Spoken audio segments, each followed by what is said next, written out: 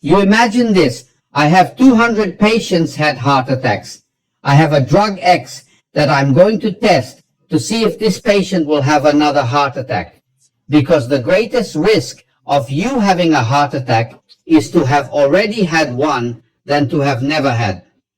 Those who have had one are more likely to have a second than those who have never had the first. This is called secondary prevention. So I have 200 heart attack patients. I play heads and tails. I separate them into two groups of 100. A group of 100 will take nothing. They will take a little pill called a placebo. It has no harmless effect. The other group, I'm going to give a drug X to see if it reduces mortality, and in 12 months, in 1 year, I'm going to evaluate it. Now you can imagine I took 200 patients. Divide into two groups of 100. The first group I didn't give anything.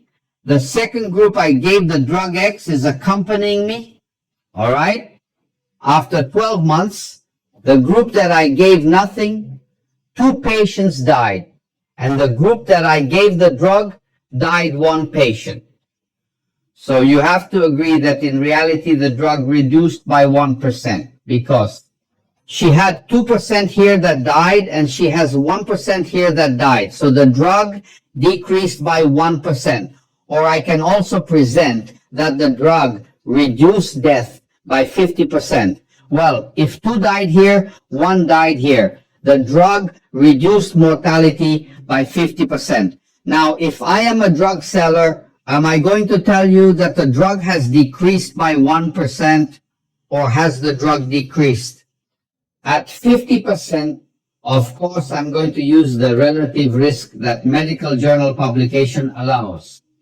So when the doctor talks to you like this drug reduces mortality by 50%. That means nothing, because here it was 2 to what it was 1 reduced by 50%.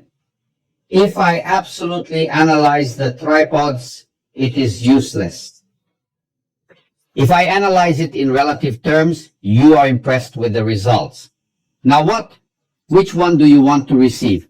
If you talk to me like this, oh, out of 100 patients in a year, 2 died in the placebo group and 1 died in the treated group. I'm going to say so. Okay, I need to treat 100 patients to save 1 for 1 from having a heart attack on the statin.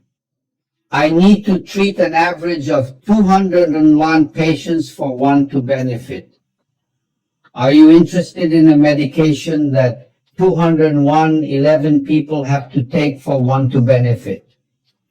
So, if I take all the studies on statins in the world, all the big ones, and do a study, I'll see that the result is nothing, guys, if I use the relationship. Relative. The relative risk I'm going to talk about decreases by 50%. But if I'm going to talk about absolute risk, I need 211 patients not to benefit if I add up all the studies. You are interested in taking a drug that you have. 201 will take it and 1 will benefit. And this drug is expensive. And this drug causes a series of side effects that doctors end up not describing.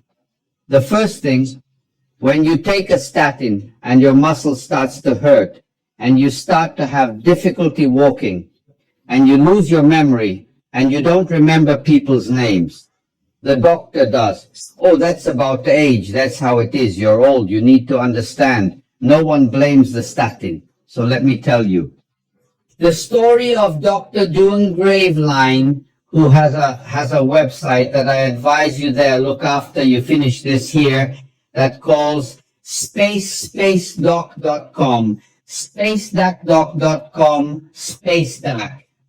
The space doctor, Dr. Doing Graveline, was an astronaut as an astronaut. He had to get his cholesterol tested every year, and his cholesterol was discharged, and the doctor prescribed him a statin for him to take 10 milligrams a day to lower his cholesterol. He had been on this statin for 6 weeks. when one day he comes back from the run and he doesn't recognize his house, he doesn't go in the house, he stands outside, the woman goes there, brings him the sandwich, brings him a coffee, he stays there 6 hours to go back to what he was. Then he comes to the conclusion that it's because of the statin. He talks to 9 cardiologists. The 9 cardiologists tells him it has nothing to do with one thing, and the other passes if a year he goes again. Because as an astronaut, he has to do the exam every year. He will take the test again. His cholesterol is high. The doctor, only you have to take statin this, but I took 10 milligrams last year. And I was off the air for 6 hours. No, it has nothing to do with it. I don't know what. Let's do the following. I will give you 5 milligrams, and the doctor, though engraved there, he took 5 milligrams. With 6 weeks, he was taking 5 milligrams. He went off the air again. He went back to 13 years old. He didn't recognize his wife. He didn't recognize his children. He didn't recognize his grandchildren. No one, they said he was a doctor. And how am I going to be a doctor? I'm 13 and so on. It took him 12 hours to get back. He came back, so he opened it. He stopped leaving NASA. He stopped being an astronaut. He retired. He opened a website called spacedoc.com that you will look at, please. Space from doctors, spacedoc.com. As soon as you're done with this conversation, you're going to go check it out. And then he starts getting letters from all over the world, from people taking statins, who had muscle problems, who had cognitive problems, who were at a loss for words, who had memory problems, who had something called transient global amnesia, which is what he had, is going off the air, shutting down. Then he begins to survey the statin problems. Then they start to see that statins have to do with the increase in cancer. They have to see that the person who takes it and so goes. There are jobs and more jobs and more jobs and more jobs. The world's first statin was given in 1959. It was called triparanol. It was taken off the market because it caused blindness. In 2001, another statin called cerevastatin appeared, which is bacon. And in the first week, there were 31 deaths. It was taken off the market. It is the first official statin to be put on the market. It was put on the market in 1987. It was called Luvastatin Nevacor. And I participated because the United States was the first country in the world to launch statins. Merck Sharping Dohme was the first company in the world. And I was the medical director of Merck Sharping Dohme in the United States. So I followed all this closely, and I was like majority, when all cardiologists have minus me. So I was a propagator of statin. But now I know the problems, and I won't keep quiet. I know I'm risking death by saying this here, but I want to leave this legacy. I want you to go to spacedoc.com, and you see the rate there, the work of Dr. Doing Grapevine Strikeline that he dedicated to the rest of his life is still alive and continues to dedicate. And he continues to write books, work. He has a beautiful work, a huge book called Liptor. The Memory Thief is translating literally into Portuguese. So I have to get your attention. First of all, saturated fat is not bad. Go looking for it and prove to me that it is bad, that I threw a lot of papers out here. Already works, has more than 15,000 patients studied. It's not a theory that never came true. Point second, that saturated fat does not increase cholesterol, because cholesterol is not fat. Put this in your head. Talk to a biochemist, your friend. He will tell you that cholesterol is a polycyclic alcohol, is a lipid that is based on the cyclopentane nucleus Fernandine period. It has 27 molecules of carbon, 46 of hydrogen and 1 of oxygen, 27, 46 of 127 of carbon, 46 of hydrogen and 1 of oxygen is a lipid. It's a polycyclic alcohol. Cholesterol is not made of fat. Cholesterol is made predominantly of carbohydrates. And finally, there is no need for you to keep lowering cholesterol with drugs that are highly poisonous. If your grandmother is taking statins, you will see that she has difficulty walking, that she has muscle pain, that she complains, that she has memory problems, because the first thing a statin does, she depresses her. It's the production of coenzyme Q10, because to decrease in the cascade, the production of cholesterol, first you decrease coenzyme Q10. Coenzyme Q10 is an electron carrier in the respiratory chain between complex 1 and 2 and complex 3 in the formation of ATP, which is the energy currency. So the person who takes statins, they have fatigue. Doctor, I'm tired. I can't make any effort. I'm always tired. My memory is bad. My legs hurt. I can't even get out of bed right. I have difficulty walking. The elderly already has a problem.